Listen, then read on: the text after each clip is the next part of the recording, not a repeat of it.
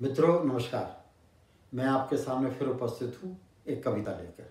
कविता का शीर्षक है पंचायती राज पर्यावरण संरक्षण एवं संवर्धन।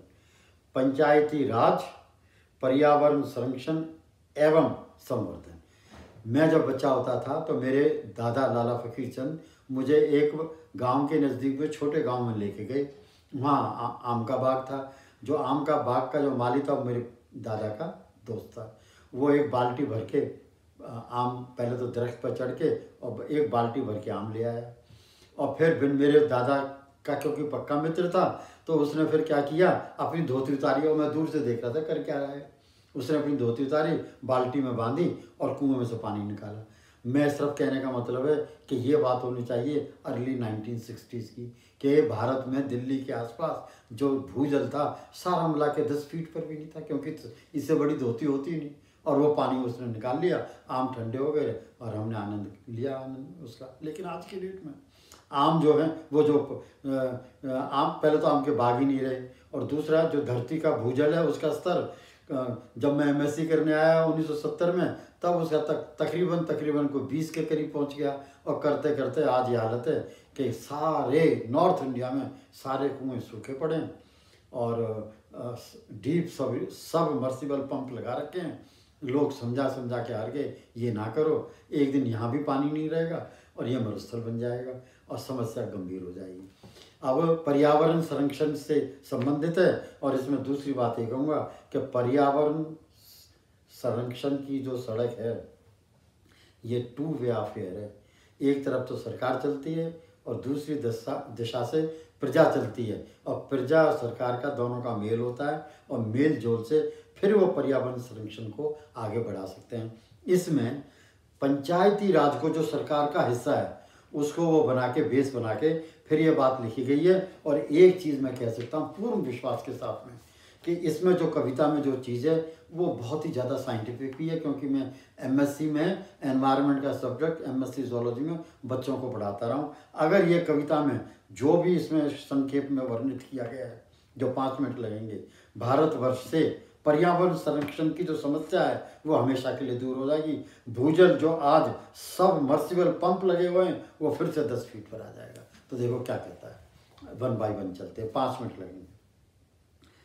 अब हम कहता है, हम भारतवासी, हमने निर्णय कर लिया भारतवासियों ने, तो क्या कहता है, हम शीशम नीम आम बेर जामुन के वृक्ष लगाएंगे, बालन इमारत लकड़ी फलों का उत्पाद बढ़ाएंगे, किसानों के जानिब अधिकाधिक पर्यावरण संवर्धन कराएंगे, हम पंचायत राज के माध्यम से पर्यावरण संरक्षण कराएंगे। इस पंचायत की कहता है, हम पंचायत की शामलात खेती बाड़ी जमीन में औषध पौधे उगाएंगे, हम पंचायत की शामलात खेती बाड़ी जमीन में औषध पौधे लगाएंगे, इस शामलात आमदनी से गांव के गलियों को पक्का करवाएंगे, स्कूल भवन का फैलाव, अस्पताल में सुविधाएं बढ़ाएंगे, हम पंचायत राज माध्यम से शामलात जमीन का दुरुपयोग खत्म कर पाएंगे।